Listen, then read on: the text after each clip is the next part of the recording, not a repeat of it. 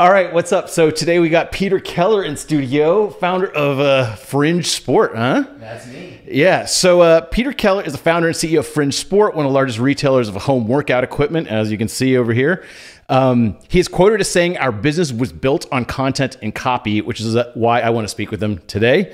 And Fringe Sport specializes in selling equipment for home gyms. They were already a big company, and you've probably seen their stuff all around, those Fringe Sport bumper plates and stuff. Heck yeah. But after the pandemic hit, Peter said he hadn't seen demand for workout equipment like this in his all 20 years in the industry. Is that right? That's right, man. It was like a monster. Oh, man. So let's go into it right away. I'm going to stop doing this. I'm not that strong. Well, thank you for being here, man. Hey, it's my pleasure. Yeah. So let's talk about selling gym equipment. What are people ordering? Are they ordering like one dumbbell, or like what are people ordering? Well, they're ordering garage gyms. And one of the things that we talk about a lot at Fringe is garage gym revolution, GGR. And what happened with the pandemic is the garage gym revolution went from this niche thing. Like you had this like hardcore dude who was, you know, making a gym in his garage and he was kind of a weirdo, to like jumping the chasm, the Jeffrey Moore like chasm thing, and starting to become way more mainstream. So it wasn't just this hardcore dude. It was like normal people who are decluttering their garages and then outfitting them with a squat rack, barbell, bumper plates, all that stuff. And this was a trend before the pandemic too. In like a garage gym, it didn't seem like super common at first. Yeah, absolutely. So before the pandemic, I was talking about it. There were a few other like weirdos online, a few companies focusing on it as well. But now, like mid to late to post-pandemic, like it is a full-blown thing. You know, Forbes is writing about it. And, you know, when I walk through my neighborhood pre-pandemic, I would see a few garage gyms here and there. But now, you know, I live in a suburb of Austin. I see garage gyms freaking every 5th, 6th, 7th garage. So like it's here. Garage gym revolution is here to stay. I mean, I feel like you almost now have to kind of assume that you'll be maybe at some point locked down and kind of like have to do a garage gym. Yeah. So one of the things that we saw during the pandemic is there was a lot of lack of certainty. You know, gyms were shutting down. You know, sometimes even parks were shutting down, which is crazy. Like you can't even go out there and run. But if you have your gym in your garage, which by the way, we say garage gym, but it could be apartment gym. It could be like the trunk of your car. It could be your closet. It could be anywhere. But if you have that, then you can take your fitness and your health into your own hands. So I think that that's part of the thing, is the certainty. No matter what, I control these like 4 walls of my house, my apartment, my home, and I can work out there. All right, so let's jump straight to like the kind of the pandemic stuff, because that's the most interesting. Like you were already a pretty big name in the fitness world already, like Fringe Sport, like you see it on TV shows and like I know like on Ellen and stuff like that, you see your name everywhere. But like how much did sales go up? I don't need a number or anything, but it was like the 3x your company, or like we're talking like 300% across the industry. Oh my God. And you know, I'm kind of friends or frenemies or whatever with a few other people who are competitors of mine, and we all saw like similar crazy insane growth. And like you had mentioned earlier in this podcast, I've been in e-commerce for 20 years and I have never seen demand like this. Like I personified it or animalized it in my mind as like a dragon that was just trying to eat dumbbells and kettlebells. And if you could get dumbbells and kettlebells to feed it, it would just eat and then be hungry for more and more and more. Like it was insane. So obviously costs went up. Everyone knows like costs, especially for, like for shipping, for raw materials, the whole supply chain was like down, needed to start up. Like no one predicted it would go this high for these types of things. How much did a dumbbell cost in like 2008? So like totally pre-pandemic. Sorry, 2018 versus like 2020. Yeah. So there's a few things going on here, and I don't know how much to get into this. I'm really a big believer that inflation is here and it's real and it's being underreported. So let me just tell you what I'm seeing from like my side of the industry. So we're making dumbbells, weight plates, squat racks. So iron ore, or like raw iron, is a component of a lot, because that goes into steel, it goes into an iron plate, an iron dumbbell, an iron whatever. Iron ore like 3 or 4x'd from, I think like it's like $85 a ton or something like that, to, you know, well over, you know, the high reaches of the like $200 a ton. So pretty crazy there. And then the other issue that happened during the pandemic is that everyone thought, hey, this is just going to be a very short period of time. Like there's some panic buying right now, but then it's going to go away. And that panic buying basically sustained from like March of 2020 until basically like March of 2021. Like it was a whole 12 months of just absolutely insane panic buying. So what happened is the panic buying at the very start caused basically everyone to go out of stock. So again, back to like media reports, you were seeing these media reports of like the great kettlebell shortage of 2020, want a dumbbell, you can't buy one. And then also on Facebook Marketplace and kind of these secondary markets, we would be selling a dumbbell for like $1.50 a pound, maybe, for these rubber coated hex dumbbells that we sell. And then on Marketplace, people would be selling them for like $6 a pound. Holy crap. And some of the people that were doing that would be buying them from us at $1.50 a pound. And then they'd be just reselling them. And so that was, something that we had to look at as a company. But so raw materials have gone up just massively. And then shipping containers have gone up massively as well. It used to cost me $2,500 to land a shipping container. When you say a shipping container, you're talking about like a truck size thing? Yeah, a truckload size of product. 18-wheeler with that drags behind it. Exactly. So, and by the way, almost everything that's imported comes on a shipping container. So if you just kind of look around your home and you're like, hey, what was made in the USA versus imported? If it was imported from anywhere outside the US, it almost certainly came on a shipping container. And shipping containers went from about $2,500 to get here to most recently I'm paying like $17,000 to get here. So it's some pretty crazy inflation. So on that note, it's hard to know because everyone says like, oh, it's transitory, which basically means like inflation is like just the supply chain kinks and it takes a long time for the system to go up. So obviously no one thought shipping would be a big thing. And then all of a sudden it was like the hugest thing in the world. So they shut everything down. They took all these ships off the market and now they're slowly getting back. And that's a big process to start. Yeah. So it probably takes like a year for it to really kick up. Or possibly even several years. Oh, okay. So from your point of view, it's mostly like an inflation thing, not just like this temporary supply problem? I think that there is inflation that's here to stay. I personally believe on the shipping side of it that prices will eventually go back down, but never reach the lows of, say, 2019. I have been in e-commerce for 20 years now, and I've been moving containers around the world for 17 years maybe. And I've seen prices fluctuate up and down, but they've never just gone this crazy high. And so I do think that they're going to eventually come back down to some level, but I don't think that they're. There's like a word for it, like the wavy elevator or something like that, where it's like an elevator going up or escalator, but it's always kind of like a little like this, but always on the uptrend overall. Yeah. So you can talk about like stochastic movements. Like stochastic movements are like wavy, like you mentioned, but generally if you were to lay a trend line, they're going in a specific direction. So I think the trend line on shipping is stochastic, but the trend line is up. So much like there's like a consumer price index, what was the dumbbell price index? So I love that. 2018. Yeah. Okay. So we're talking before pandemic, not even like at the end of the year or anything. This is a thing. How much did how much did this dumbbell cost? I would probably be selling that pre-pandemic for like $25 to somebody. So basically $1 a pound. Oh, really? Pre-pandemic. It's because it's a rubber coated hex dumbbell. So it's not kind of like the lowest end. But now post-pandemic, we're at like $2 to $2.50 a pound. So you're talking like 50, 60 bucks kind of range? For the pair, you mean? Yeah. Oh, sorry. For the single. Yeah, 50 to 60 bucks. For a single one? For a single one. Oh, I forgot that it comes in pairs. Yeah. Oh, so you're talking about $100 for 25-pound weights? Yeah. Oh my God. Yeah, it's pretty crazy. Yeah. Oh, wow. I think I bought these little 20-pound weights like, I don't know, 10 years ago or something like that. And I remember paying like nothing for them. Yeah. Maybe 50 cents a pound or something. Yeah. Oh my God. Okay. So I recently bought a 35-pound dumbbell from Target and I paid $85 for it. There you go. And I was just like, I can't find it anywhere cheaper. So yeah. I guess this is just what I pay now. I mean, this like stuff I'm lifting is real. cash. Yeah. Yeah. Oh, there you go. Oh my God. Okay. So overall, the thing is the demand is so strong. I'm assuming you just raise prices and like people kind of still pay. We did raise prices into the face of demand. And we always try to keep our prices as low and fair and appropriate for our customers. But it was just such a crazy time with costs rising so fast and such uncertainty. Like, I don't know if you remember well the early stages of the pandemic, but I had 25 employees, and I'm like, are we even going to be allowed to work?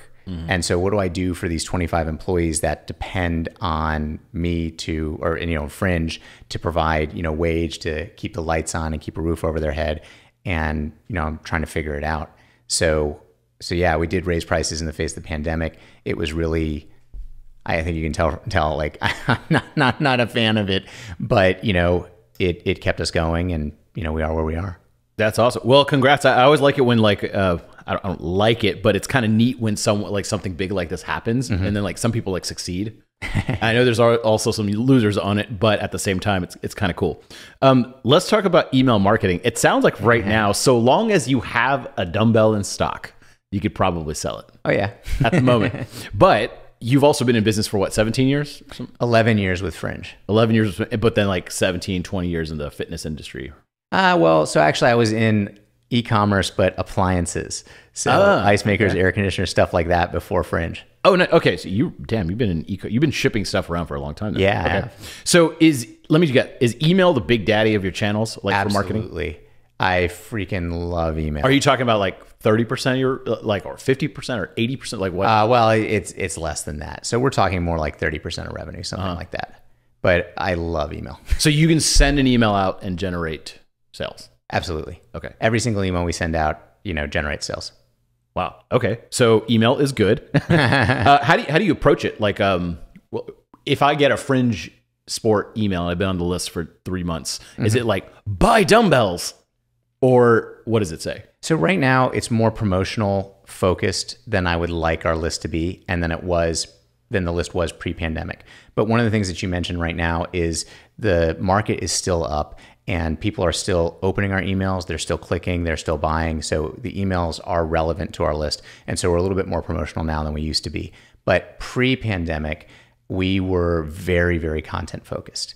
And so what we did is we had this schedule of, you know, we've got a few buyer personas of people who like to shop for us. And then we do some brainstorming. What would if I were this person, what would I love to receive in my email? Because I'm sure that you're on email lists that you love to be on. Like, can you shout some out? What are a few ones that you just love the emails? The Hustle is of course one. What I helped kind of write. I love a bunch. There's Obology, S. Basically the ones that send me good information. Yeah. And it's not trying to like buy. It's like, hey, check out all this cool stuff. Those are the ones I really love.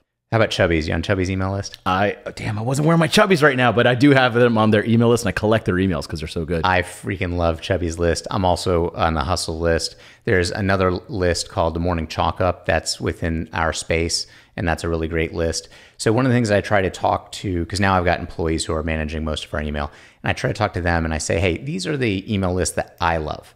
They don't have to be the same ones that you love, but sign up for some email lists and then start delving into yourself and figuring out, why do I love to read these emails? Then look at our buyer personas and try to put yourself in their shoes and try to make our list similar to that, to where it's a joy for them to receive it in their email and then open it up and read it. So to mention a few other things that we did pre-pandemic when we were much more content focused than we are now, is we would do a workout of the week. And we would invite like a bunch of our different, so we would announce it on email, but then follow it on social so that people could read it in their email. And it was a Saturday morning thing. And so it's like, hey, do this workout sometime over the weekend and then post on our socials your time or your weight lifted or how you did, and trying to bring the community in as far as that goes. Another 2 email content pieces that were really popular for us is we would have our LCG. LCG is local community gym. It's like your little, I know you said that you love Squatch here in Austin, Texas. So that's an LCG, a local community gym. So we would focus on one local community gym per week, and we would do an interview with the owner. Why is your gym different?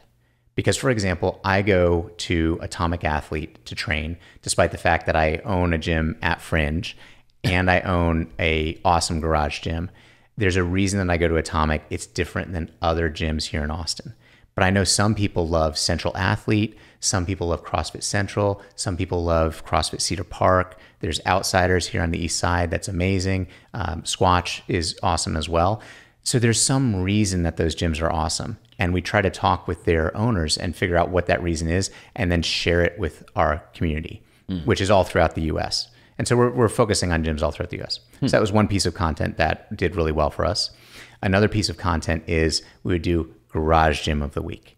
And so we would poll our clients and say, hey, who wants to show, the world or the Fringe Sport email list your garage gym and talk about it a little bit? And one of the things that we got feedback from our clients that they really loved is that we would feature people who didn't only have Fringe Sport gear. Because the reality is, many people, we got a lot of awesome people that only outfit with Fringe. And if that's you out there listening, yeah, you're my type of person. No, I'm just kidding.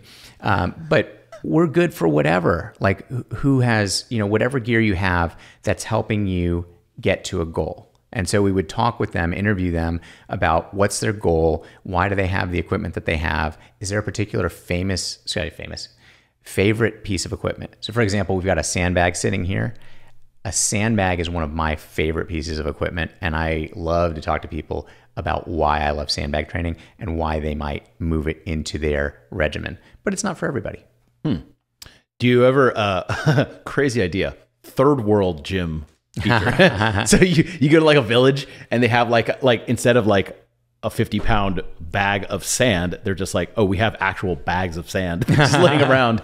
That I always love those videos of like village people, or there's like a bodybuilder that comes from like a small village in Russia or something like that, and he's using like milk jugs and like weird stuff like that. Well, I imagine it captivates people the same as home offices. Home offices, I remember like when especially when the pandemic hit, everyone's like, home office stuff. Is it similar to that? Yeah, for sure. And actually, so I want to call something out there. I had mentioned before that garage gyms started mainstreaming in the pandemic. One of the really interesting things that we saw is pre-pandemic, most garage gyms were what I called pain caves. So pain, it hurts, like you go there and you suffer, you sweat, and you come out stronger. During the pandemic, we saw this rise of what I call man cave garage gyms, or like rate my setup garage gyms. Because pre-pandemic, I had never seen anybody go on Instagram, take a picture of their garage gym and be like, rate my setup. And to me, it was so crazy that it caused me like a, like a crisis of confidence at that point.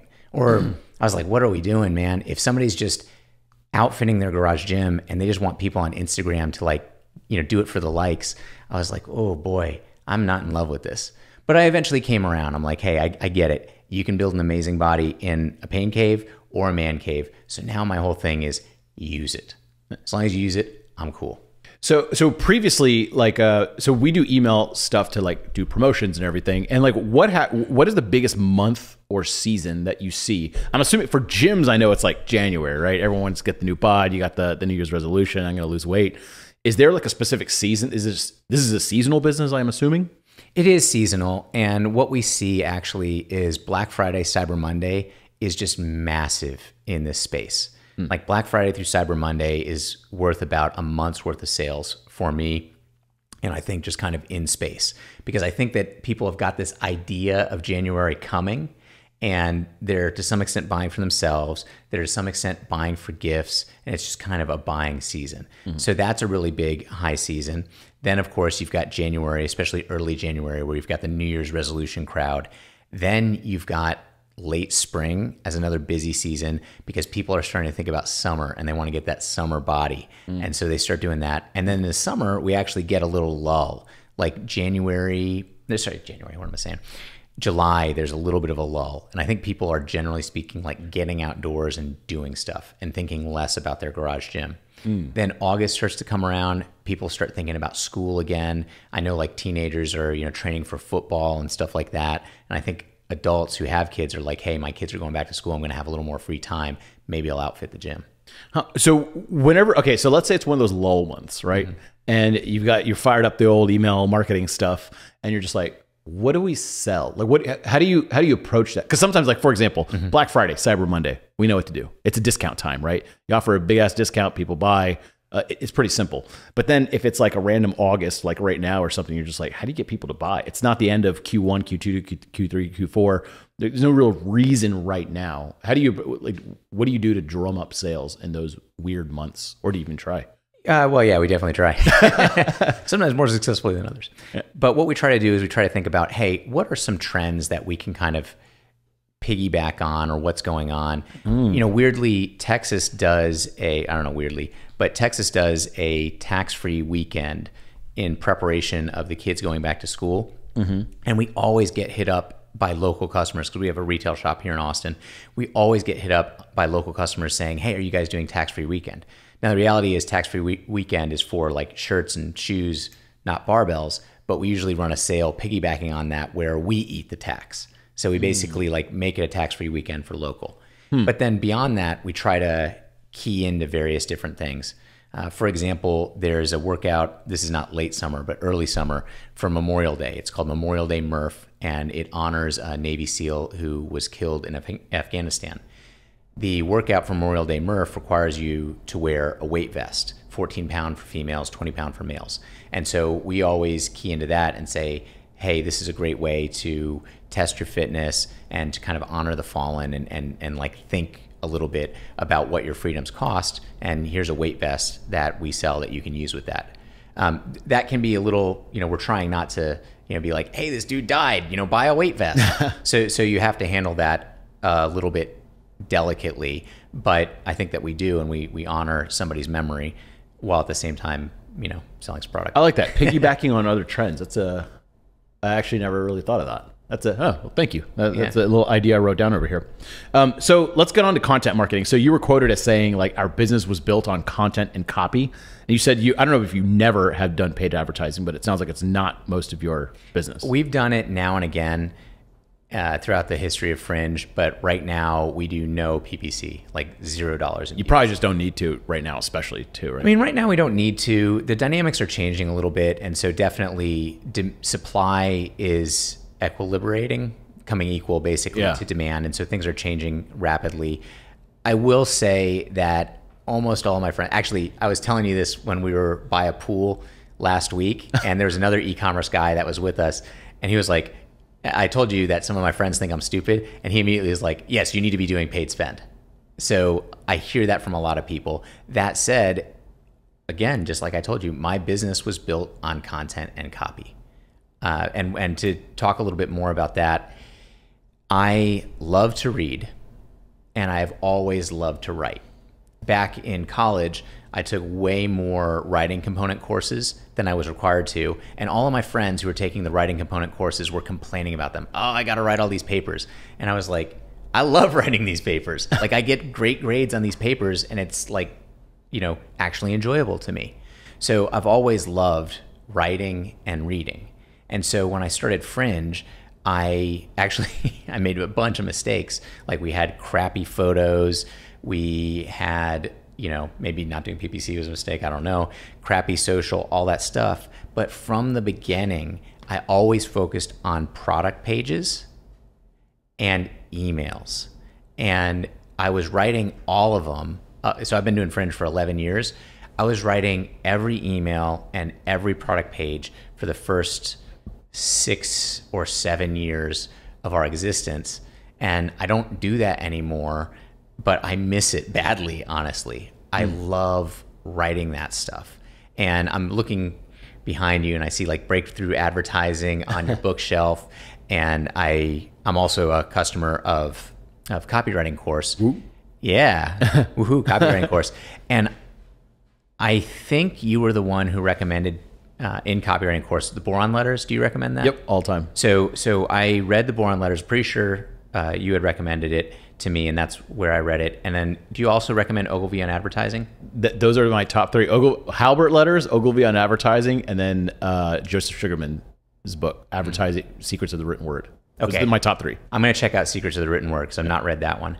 But so I always loved to write, and I was always writing all this stuff for Fringe. And then whenever I heard about Copywriting Course or met you, I immediately bought the Boron Letters and the other two that I had mentioned. Mm-hmm. And they changed my approach to content and copy. And I started to get I started to understand more how to write hooky and how to write better CTAs that are also really interesting to read. And so one of the things that I get is when I used to send out emails, people would reply back to me, and sometimes they would, like a lot of time people would say, I didn't buy anything, but I loved reading this email. Nice. And so I was like, oh shit, why didn't you buy something? But at the same time, like I loved hearing that from them. And so that just caused me to double down because I already loved to write. We were growing in revenue and profitability and all the stuff like that. And people would just talk to me and be like, hey, I love your emails. And so that was something that we just flowed through Fringe. And now that's something that I try to teach my content people. Is one of the big things that I try to teach them, the difference between content, which I view as more top of funnel and more education and awareness related, and then copy, which I view as more mid funnel to bottom funnel, which is more, in my mind, conversion related. And then at what point do you write content and at what point do you write copy, and how do you kind of cross over between the two? 70-30. There you go. Yeah, I always have an answer for that. 70% content, 30% sales. I love it. And I remember, so obviously with AppSumo, like you remember the AppSumo emails, we used to get that exact same type of thing where it was just like, people are like, I don't need this right now, but this is really fun to read. Like, thanks for this. And then people would be like, why am I reading your emails? You're literally trying to sell me something every day. And I'm just like, well, it's because I give you 70% actual good content. And then about 30% of the email, I'm trying to sell you something or less. Or you can make that 90% content, 10% sales. And in that was my ratio, that if you stay about 30% sales or less on most of your emails, you'll not piss people off enough to like get them to leave. So if they're still learning something, but they're just like, oh, there's a little bit of sales. And usually you can make the sales fun too. Yeah. You don't have to just be like, buy. There's other ways you can sell people on stuff. Yeah. You can show them why it's good for them, why to help them. I totally agree. People like hearing that kind of stuff. Yeah. Well, and to delve a little bit more into that, so we sell about 15 barbells on Fringe Sport. And if you're not really into this, so one thing I tell people at parties, if they ask me just a one line, what do you do? I tell them, I sell barbells to people who care a little bit too much about barbells. Okay. And so either you get it or you don't. It's kind of like, I used to be a top status on United Airlines. And when you hang out with other of these people who are, these road warriors who are top status, almost everyone has a Toomey bag. And a Toomey bag costs 10 times as much as a almost equivalent bag that you could buy at Costco. Costco had like a Victorinox, like similar model.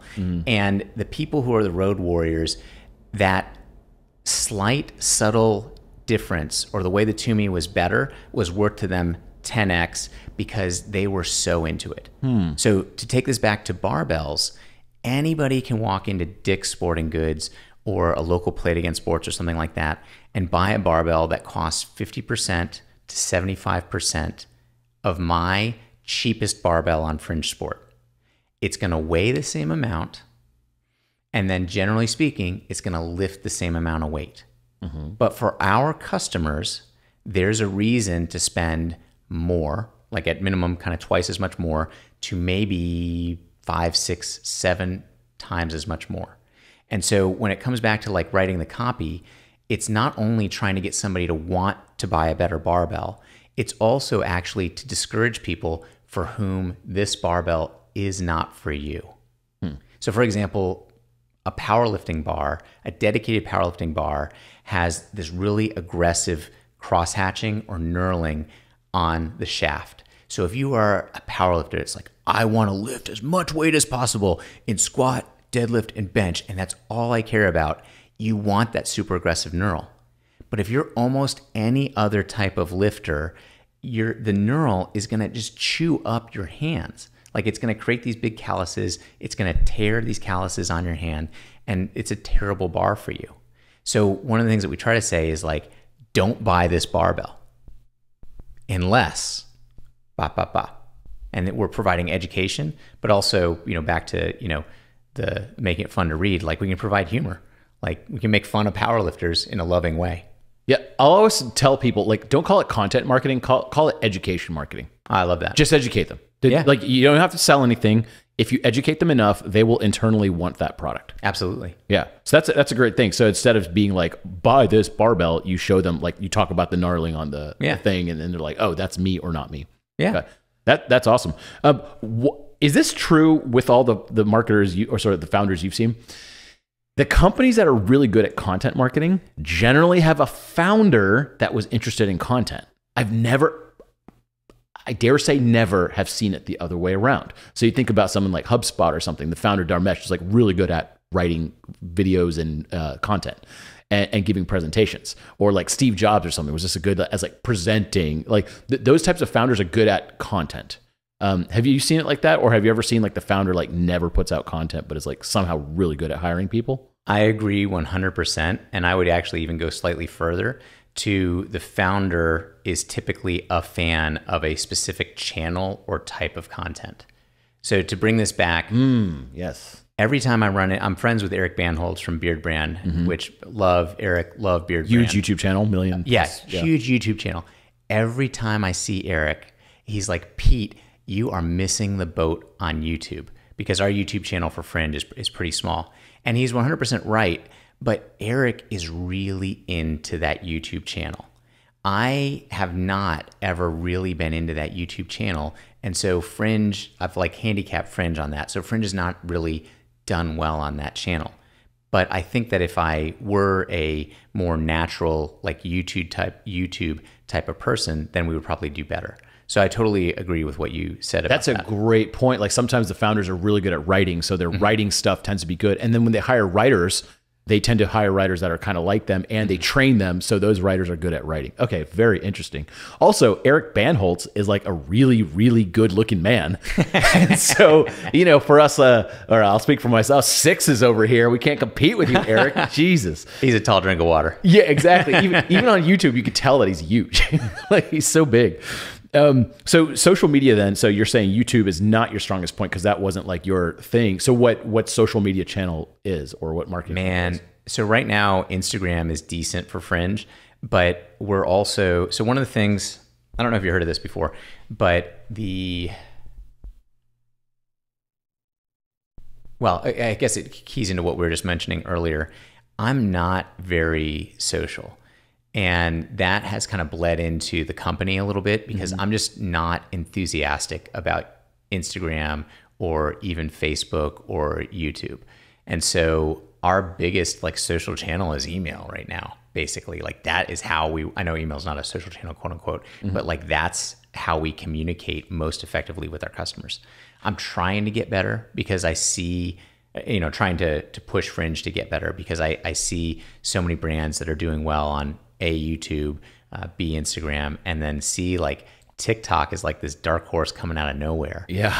When somebody features our barbell, or usually it's some bumper plates on TikTok, like we see this, and it goes viral, of course, we see this massive spike of traffic and it actually converts. I mean, low conversion rate, but it does convert. Whereas previously, sometimes Reddit, for example, can send massive spikes of traffic that don't convert.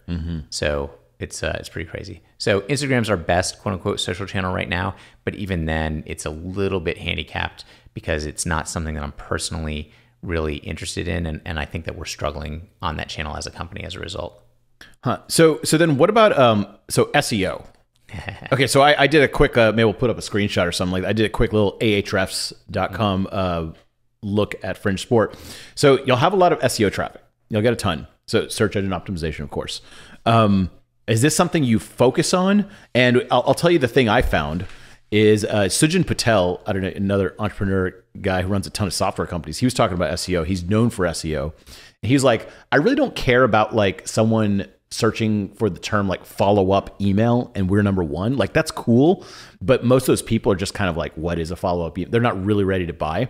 Whereas if they type in like Mailshake, one of his companies, follow-up email, he's like, that's what we want, the branded search. So on yours, you have a lot of traffic, but the granddaddy, biggest keyword by like a mile, like 90% or something, is Fringe Sport. So people, I was almost jealous because like, I think I get more SEO traffic than you overall for all the different keywords, but you murder on just people looking up your brand name, which is the best because they're like, I don't care what else is out there. I'm going to Fringe Sport. Is that, I mean, is that accurate from my spying on your site? That's totally accurate. And I think that a lot of people, because if you look at it, of course, fringe sport, fringe sports, and then various other derivations. Like there's a lot of fringe fitness. There's like fringe bumper plate. But Google knows that. that's all the same thing. Right. Yeah. So I actually think part of it is because we're not doing paid spend like other people are. And so maybe they're having trouble finding us in like, the top of the search or something like that. Or maybe we just have a name that people somewhat forget what exactly the name is. So they just like go to Google and be like, hey, I'll type in the branded keyword to get there. I don't know the reason. So I remember like even before I met you, I would see fringe sport like on bumper plates, right? And it would say fringe sport. And then I'd be like, oh, if I want gym equipment, I guess I type in the name of a brand. I'm not trying to think like what brand or kettlebells. I don't even know. Yeah. And so I just type in like fringe sport. So I assume that's part of it. Just your branding is everywhere. Yeah. But we actually don't do any SEO. We don't have any internal focus on our own branded keyword search. So we're not trying to like manipulate the results or do anything like that. I just view that as some sort of like measure of brand strength. I guess like the better that we're doing just kind of generically as a brand, the more our branded keyword is going to be searched for in Google. Well, fringe sport, the correct spelling, had 10,000 a month volume, and usually on Ahrefs, so multiply that by 3 is my rough metric. So 30,000 plus all the long tail ones. So I'm suspecting there's like 50,000 plus people searching you a month just for fringe sport. Yeah. Or some derivation of like fringes sport or something like that. Yeah.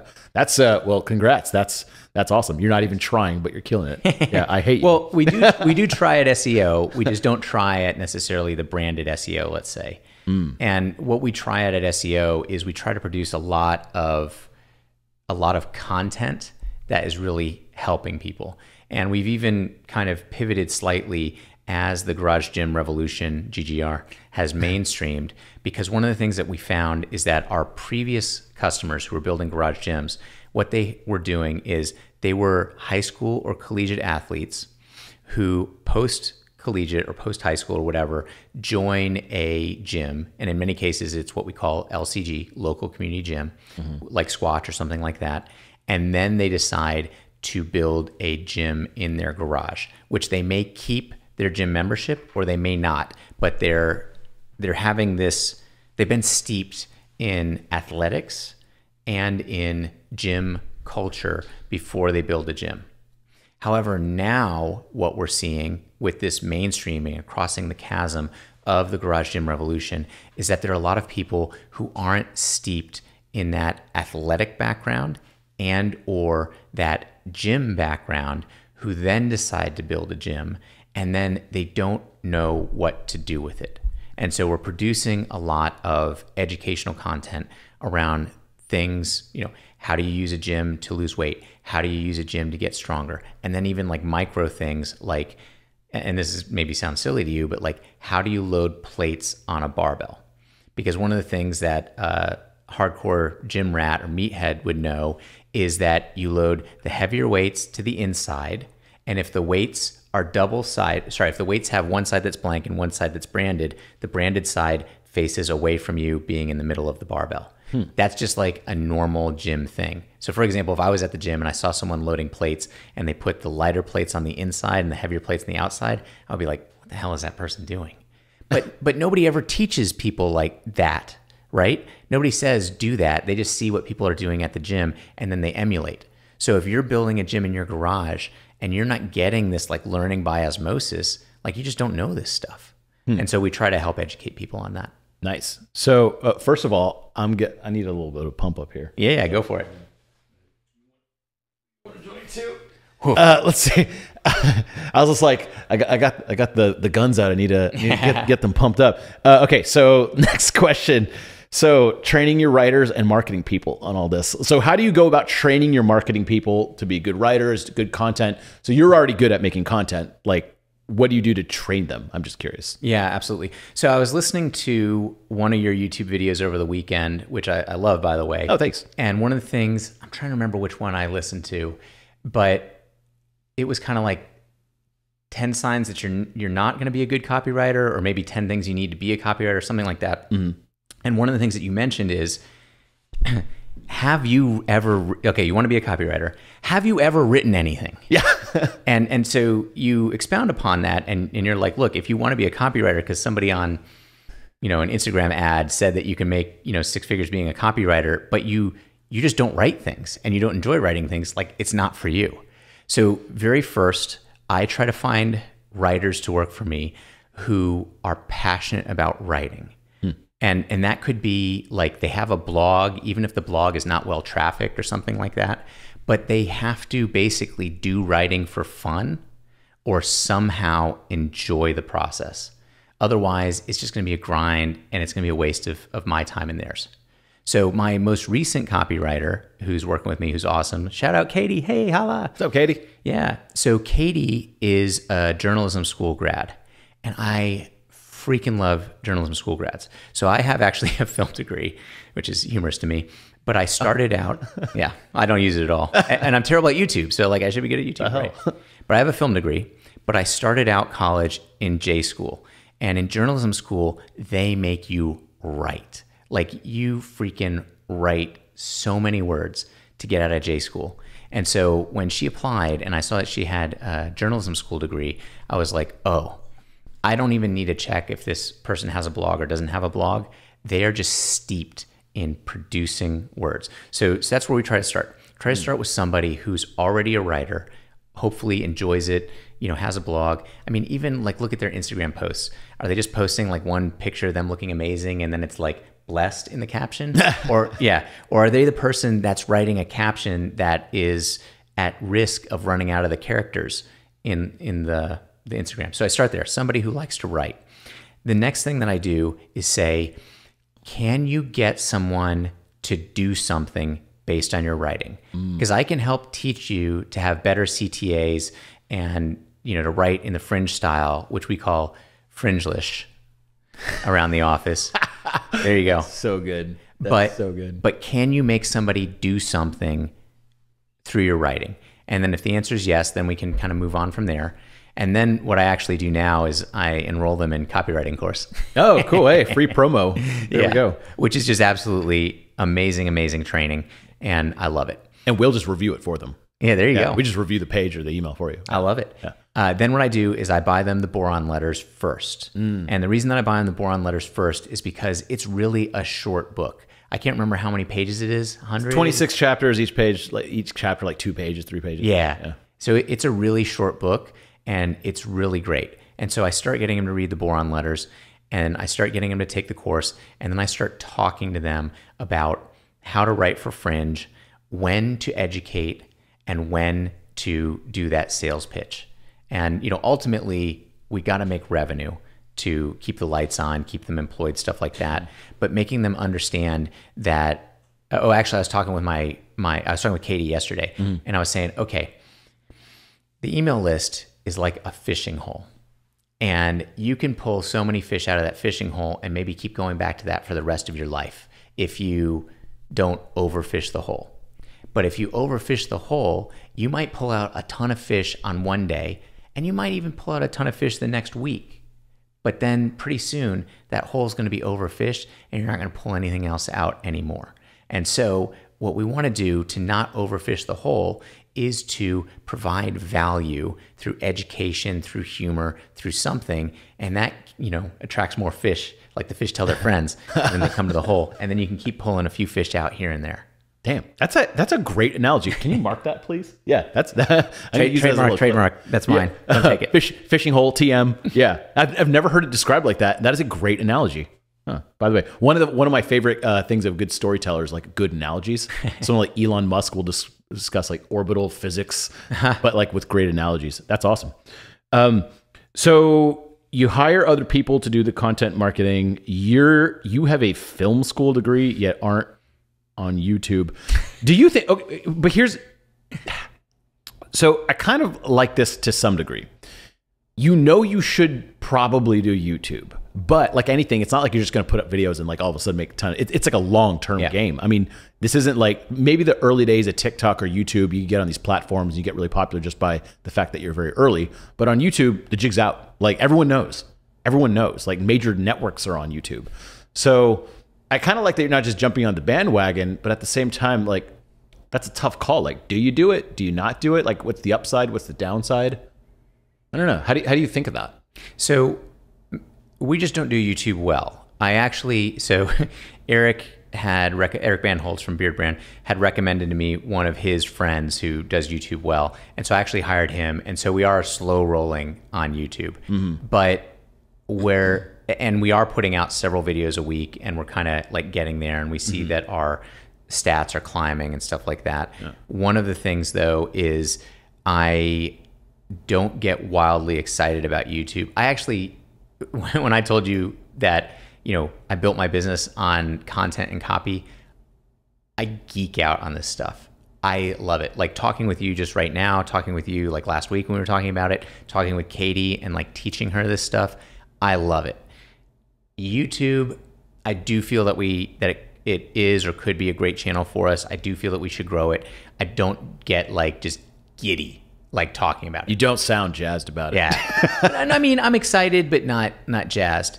And one of the things actually is I love to write, but I don't love, and actually I do love to talk as well, but I've been worried, and I know this is putting the cart before the horse, but I've been worried that if we grow really successfully on YouTube, then it's going to put me as kind of an influencer. And I'd mentioned before that I'm not really very much on Instagram. I'm not really very much on Facebook. I love interpersonal connecting with people, and I love connecting with people through writing, but I don't love feeling like an influencer. Huh. Okay. Fair enough.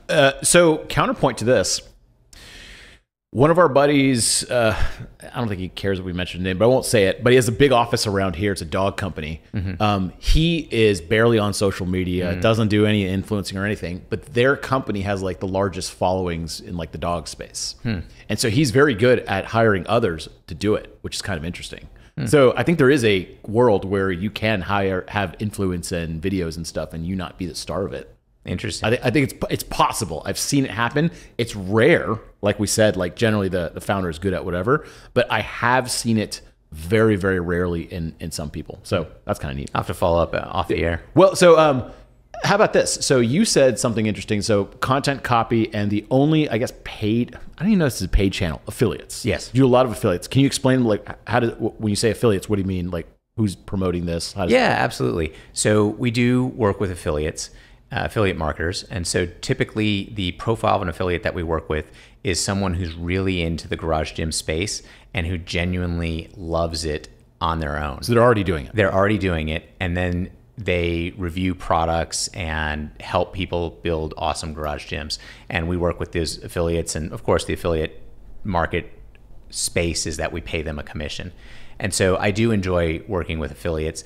Part of the reason why I enjoy working with affiliates is because it's a bunch of like-minded people. Every affiliate that we do well with genuinely cares about this stuff. They care about fitness and health and working out. They care about, they may not think about it as GGR, Garage Gym Revolution, like I do, but they really care about people working out in their garage and getting healthy and improving lives through strength. So are these like bloggers, YouTubers, TikTokers, like SEO review sites? Like where do you? Mostly review sites at this point. So people that are like best dumbbell 2020. Exactly. Okay, got it. And I do have a little bit of a quibble about it, because remember earlier I had mentioned the pain cave versus man cave dichotomy, and I'm a little bit down on the man cave dichotomy. I do find, or the man cave side, let's say, but as long as you use it, I'm like totally cool. So I find that there's an over intellectualizing of the barbell sometimes. Some people will be like, I want the absolute perfect barbell for me. And sometimes I want to say, bro, a good or okay barbell is going to be absolutely amazing for you if you just use it. Stop thinking about it. Just buy a barbell, whether it be from me or for someone else, and learn how to use it. And so I'm going to go off on a quick rant. So we're in the renaissance, or the second golden age of the barbell right now. The first golden age of the barbell was in the mid 70s. And so you had this explosion of bodybuilding that Arnold basically was the tip of the spear on. And so in that golden age of bodybuilding, you had a golden age of barbells. And so you saw a lot of development of barbell styles, of quality of things increasing. Quality increasing, availability increasing, popularity of it increasing. And then in the mid to late 70s came what are called the selectorized machines, which were invented by the Nautilus company. And basically a selectorized machine is one of those isolation machines where you pull a pin, put it somewhere else, and then where you're then doing bicep curls or something like that. But the machine only allows you to have a very strict range of motion. That killed the first golden age of the barbell. And the reason it did so is that you actually have to learn a little bit about physical culture and kinesiology and how to move your body, how to manipulate your body with a barbell. However, if you go to a gym that has all those selectorized machines that force the patterns of your body into only strict movement patterns, you don't have to learn how to manipulate a barbell. So the learning curve is very low. But even more important to why this killed the barbell, or the first golden age of the barbell, is it allowed gyms to hire fewer personal trainers. Because prior to this, they'd have to hire personal trainers who knew very well kinesiology, how to move the body, and could relate to people and teach them how to move and utilize that barbell. After the selectorized machines became popular, they only had to hire pin setters or babysitters that just say, oh, okay, last time you did curls on with the pin at 20, this time do it at 25. And so there's this whole generation, or like 2 generations, that probably ended around the second golden age of the barbell started around 2005. And I think CrossFit really ushered that in, where people basically lost the ability to know how to manipulate a barbell to achieve results. And you can actually, I'll reel this back in a minute, you can look at the US's performance in the Olympic Games and Olympic weightlifting, and you can see that it all went to hell for a long period of time, and we're only now rebuilding because we're only now starting to get enough people young enough who learn how to manipulate a barbell. So... Well, also those, what do you call them? Those small gyms, local LCGs, local community gyms. So I go one called Squatch over here, which is very, like, I don't even think it's licensed as a gym. It's just a warehouse. I don't supposedly it's probably appropriately licensed. Yeah. Okay. but like a lot of them are just like, it's like a shed, like a big shed with stuff in it. Yeah. And you're allowed to go because you're a member or whatever. Actually, you could probably just walk in if you really wanted to. But the point is, they don't have any of this machine stuff. It's like I know, like I go to Gold's and there's just like a ton of different like little, like you specifically do this. One, I feel like I always get hurt on those. And I think that's a thing. I personally feel like I get more hurt on those than just lifting a regular barbell. But a lot of these newer gyms, like I feel like they've got like hammers and tires and stuff like that. They've got all this like random equipment where it's just like more about just moving the body rather than trying to strengthen this one very specific chain of muscles. So I don't know. It sounds like barbells are coming back, and then there's like deadlifts and stuff. I think CrossFit really kind of put everything on the map. Was that the second renaissance? Did it start with that? Yeah. So there's a gentleman here in Texas. He's a little bit controversial. His name's Mark Ripito. Have you ever heard of Mark Ripito? I don't think so. Okay, no worries. I've never... Look at me. Come on. Oh, yeah.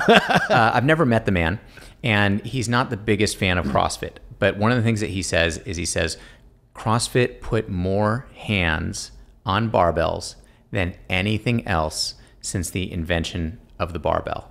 And although he dislikes the methodology and a few things about it, he thinks that is a massive, massive net positive of putting more hands on more barbells and encouraging more people to learn physical culture. Now, one of the things that you mentioned about, getting hurt more often on machines, I'm speaking from a slight point of ignorance here because I don't have the science necessarily on that up here to back this up. But when you use a barbell to work out in some way, you are not only working the specific muscles that the barbell is working, but you're working all of these stabilizer muscles in your body because the body is a system. And so when you are working out on a machine, like sitting down, the machine is holding your back in the appropriate position. It's forcing your arms in the appropriate position, and then it's isolating the workout only on the muscle that you want to isolate. By the way, there are some situations in which this is a good thing. Some bodybuilders need it for reaching high levels of their sport, people who are injured and can't work some other parts of the body. But when a normal, healthy person is isolating away, then they're robbing themselves of a variety of other benefits that weightlifting exercise could have. Now, the other thing is, and I'm going to butcher this, but there's a quote, I think it's from Aristotle, and it says something like, no man deserves to be ignorant of physical culture or something like that. When you start learning to use a barbell or even dumbbells to do various types of training, you're learning about your own body. And there's something called, I'm forgetting the scientific name for it, but it's basically your interior understanding of how to move your body through space. Mm-hmm. And when you lift weights, you're getting more feedback on how your body moves through space. And the height of learning that stuff is actually not weight related, it's probably gymnastics. Because if you look at a high level gymnast, they know, to within, fractions of a centimeter where their body, or divers, that's another great one, mm-hmm. where their body exists in space. Mm-hmm. And with the most recent Olympics, there's a lot of talk about Simone Biles and the twisties. And so that's one of the things that she was saying that she lost, is that she had an exquisite idea of how her body moved through space. For example, when she's in a vault, and then she had some issue, possibly mental or otherwise, I don't know, mm-hmm. that she lost that. And so she's like, I can't compete. So I'm not anywhere near Simone Biles' level, of course, but by dedicating the last 15 years of my life to training with a barbell, I have a really good understanding of how my body moves through space and how to manipulate my body to accomplish various goals, which are mostly athletic in nature. I also think if you just lift random heavy crap like this thing, you get a lot. So I remember whenever I lift heavy dumbbells, if I do the isolation machine, you're done when you're done. Yeah. But then I have to go put those 65-pound weights each back on the rack. And I remember thinking this is an extra workout. Yeah. I have to get up and use my whatever thigh muscles, and then I have to walk over there so my back and mm-hmm. core is all taut. I'm assuming that probably helps. And also that probably models picking up a toddler or I don't know, it's a heavy ass toddler, but picking up kids and throwing them around. It probably more models that kind of activity.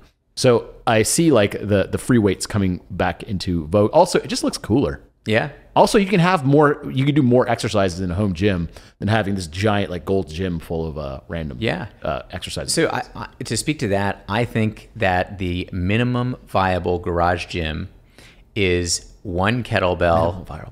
Minimum viable garage gym is one kettlebell and a pull-up bar. And if you want to go slightly extravagant on that minimum viable garage gym, get 2 kettlebells and a pull-up bar. You can build an amazing body and amazing strength and fitness with 1 to 2 kettlebells and a pull-up bar. Now, if you wanted to expand, there's only a few items that are just critical. Pull-up bar, squat rack, barbell, plates, preferably bumper plates, and then maybe a bench, and then maybe a kettlebell and some dumbbells or something like that. Mm-hmm. But one of the things, that's actually part of the reason that I'm not in love with these man cave garage gyms, is because I have friends who are literal Olympians who have what you would consider a super Spartan, crappy garage gym. Mm-hmm. And it's oh, well, I went to the Olympics with this setup that wouldn't rate anything on Instagram. Mm-hmm. And so then when I see the man caves on Instagram, I'm just please use it. If you use it, I love you. If you don't use it, ugh. That's awesome. So let's move into physical business logistics. So in the online world, transporting stuff costs $0 essentially. In the offline world, in the real world, moving crap around costs a lot, especially dense iron. Yeah. It's probably the worst thing to show. Unless you're shipping uranium, there's probably nothing worse than iron ore to ship around. How do you ship all this heavy ass stuff? Okay, if I order $2,000 worth of equipment, does it come in a UPS box? What does it come in? Yeah. So one of the things when you ask this, I remember everything that sucks about my business is why I have a business. And so shipping weights sucks. It's just hard. Oh, that's your moat. What's compared to other people? Yeah, that's your moat. It's absolutely a some moat. nerd like me will be like, I don't want to deal with this stuff. Nice. Yeah, I mean, yeah, totally. So the way that we do that is moving boxes 101 is touch the boxes as infrequently as possible, because whenever you touch a box, there's basically cost involved, either a human cost or a machine cost or possible damage or blah blah blah, whatever. So rule number 1, touch it as infrequently as possible. Rule number 2 is ship as efficiently as possible. Now, in our case, sometimes that means shipping on LTL or like a freight line to an end user like you. LTL? LTL, less than truckload. Sorry, okay, acronym. But in practice, most consumers are not used to receiving truckload shipments. And truckload shipments are way different than UPS. So UPS, FedEx, the Postal Service, used to be DHL as well. They all have or had networks that covered all of the US, which not only included, the hubs to go from hub to hub, but also last mile, which last mile is the biggest problem in shipping anything. So freight companies are not like that. There are a patchwork of freight companies all over the place, and they interline or put freight to each other. Basically, it's a nightmare for the customer. So anything that we possibly can, we ship through UPS as our preferred provider. And so does UPS damage things? Absolutely.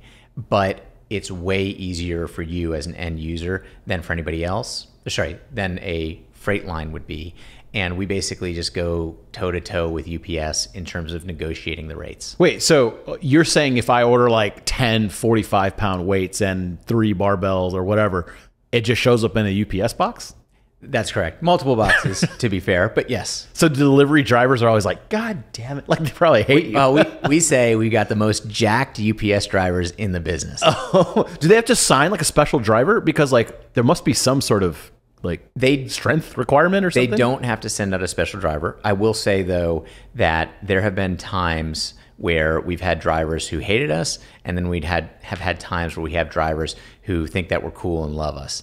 And it really is a lot easier when the driver just personally is into what we're doing and is, a bigger type dude. Can you send like 1,000 pounds in a UPS?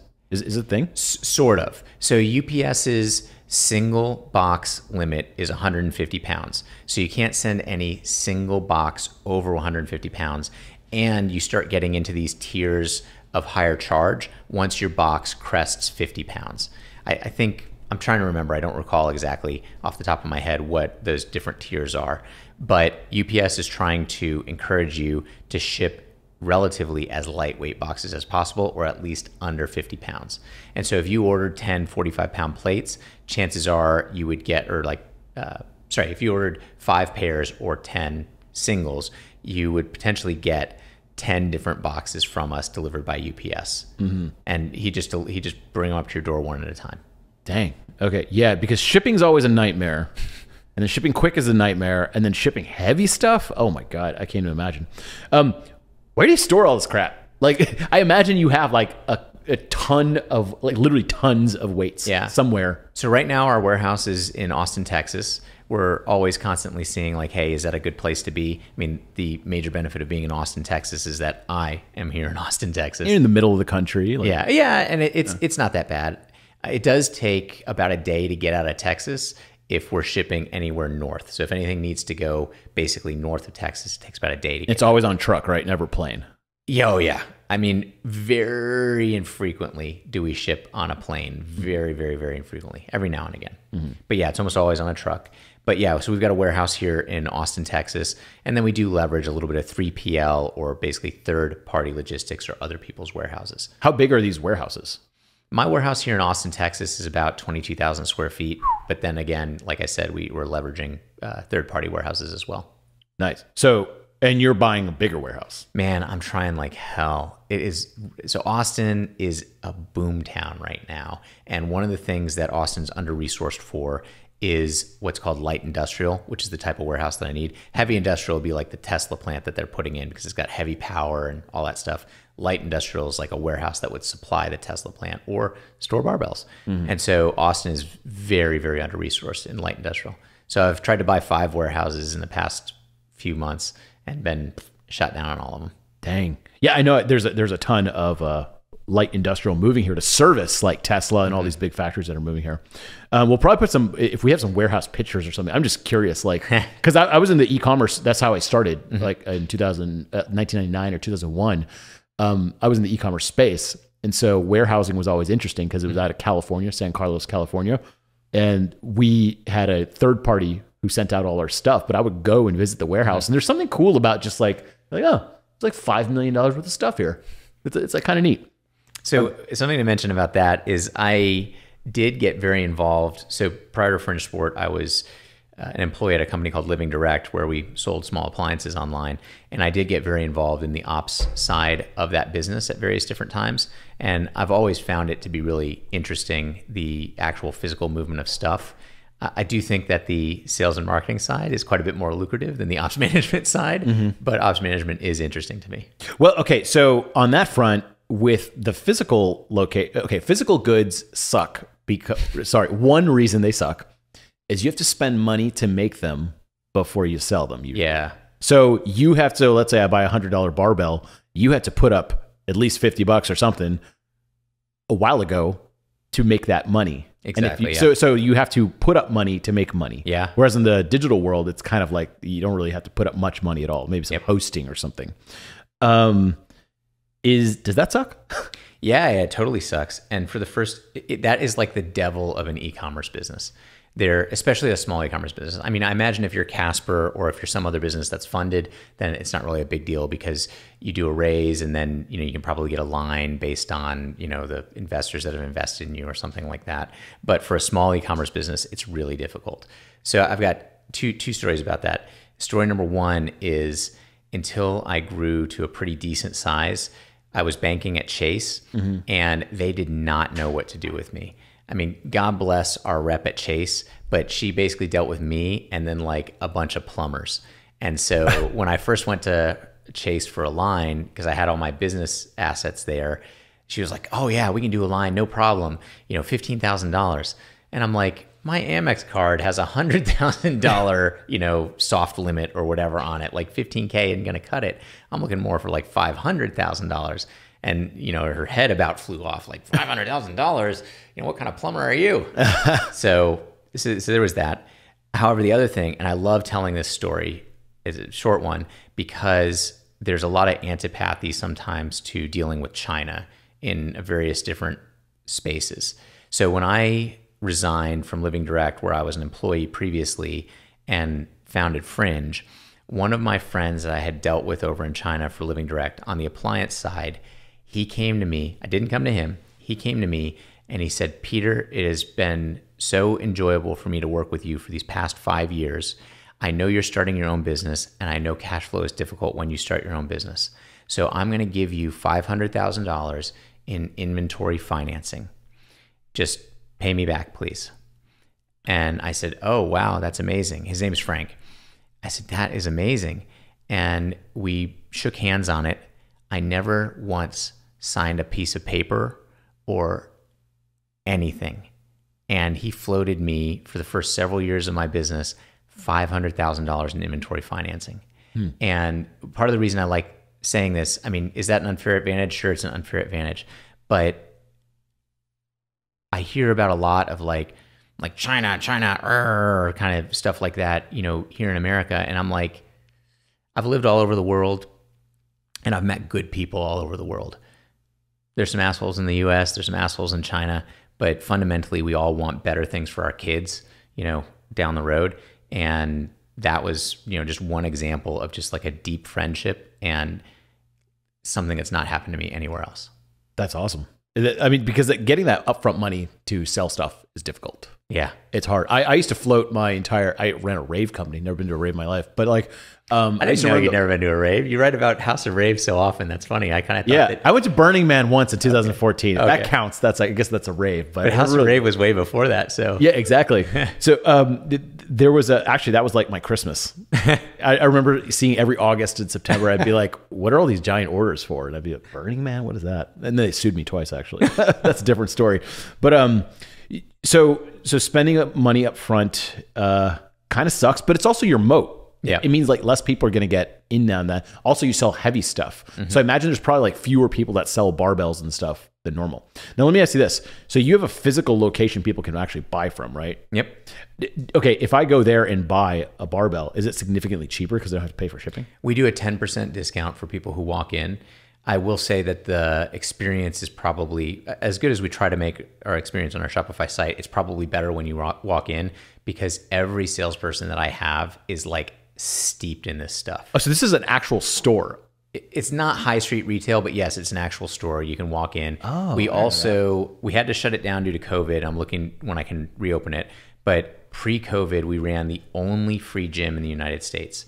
And so pre-COVID, we had hundreds of people a week coming by Fringe to work out. And some portion of those, bought something. And that's how we supported the free gym.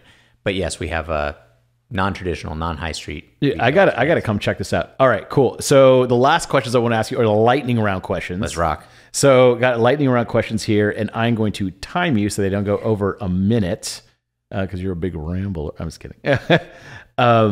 And I'm trying to figure out what app you use to start up the what do you Clock. use? Clock. Oh shit, where's my clock? I don't think I have a clock on here. I might have to edit out this part by the way. What the fuck is the clock? We're gonna edit this out. I'm gonna take a drink. Yeah, go for it. Am I stupid? Oh, I don't think my clock's on there. Weird. Okay, so I got it. But all right. Hold on. Put a marker there. So okay, so lightning round with Peter Keller. Let's go. So, what is the most popular trend in gym equipment right now? What are people buying? Most popular trend is definitely statement pieces for the garage gym. So I talked before about the man cave thing. People want a big statement piece. So one of them could be like a big, amazing squat rack. Another one could be like some flashy plates. So we do some plates that look like pizza or donut plates, and those are just amazingly popular. That's awesome. All right. Next one. How big of a warehouse do you need to sell millions of dollars worth of gym equipment? When we first crested $1 million, I had a 7,500 square foot warehouse. Oh. I think that if I had to restart now, I would probably try to do something like Monkey Feet. I don't know if you've seen this product all over Instagram, and Joe Rogan's been talking about it. I'm assuming that they go to third-party logistics or they're using someone else's warehouse. So if I had to restart right now, I would probably try to make a compact, high-margin product and then just try to blow it through the roof. Interesting. All right. And then how do you ship like 2,000 pounds of equipment? You just like stick it on a truck? Like what do you do? So 2,000 pounds is going to be on a truck. But ideally what we would do is we would chunk that down into smaller boxes and put it through UPS. And then last question. So I can only do 3 exercises ever. What would they be? 3 exercises ever would be a body weight squat, a body weight push-up, and then a pull-up. I think that if you could only do 3 exercises, squat, push-up, and pull-up would take you pretty far. Nice. Cool. Well, Peter Keller, thanks for being here. Or where can people find you and all your stuff? Yeah. So just www.fringesport, or as we talked about before, just type Google Fringe Sport, and that's the best way to find us. And you're not like super big on the socials, except I mean Instagram. I think you have like a pretty good following going on. Yeah, Instagram is all right. We are trying to build up the YouTube, but yeah, we're not huge on socials. Join our email newsletter. Like I think it's fun. Oh yeah, so you can model your email newsletter. Exactly. You can be like, hey, was he telling the truth or not? Nice. Well, Peter Keller, thanks so much for being here. Visit fringesport.com. Check it out if you want to get guns. Actually, I should not be the spokesperson for this. Thanks so much. Oh, yeah, here you go. The Arnold thing. So what's the Arnold thing? From Predator. wait, let's do that again. I need to get a good clap. Nice. Thanks, man.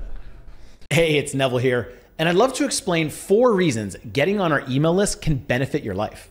Number 1, every Friday we send out the stupid email, which is a swipe, thought, uplifting, picture, interesting, and drawing. People regularly say this is their most look forward to email they get all week. Number 2, we spend a lot of time and money filming great interviews about content marketing, copywriting, communications, growing a business, and just figuring out more about how the world works. For example, we've interviewed the CEOs of AppSumo, Udemy, The Hustle, and many more. There's so many golden nugget lessons we learn from each of them, and I hope you get in on this too. Number 3, a single idea can possibly change the trajectory of your life. Just one thing you learn or pick up from these emails can potentially have a gigantic impact on you. And number 4, we cover topics on how to grow a small business from just a side project to becoming something that's a full-time career. And bonus number 5, you can unsubscribe at any time. One click, poof, I am out of your life forever. Losing a subscriber is painful, so I've tried to make sure my email list is full of useful information to business owners and people trying to improve their copy and communication skills. So go to copywritingcourse.com and enter your email. We'll handle the rest. Thank you.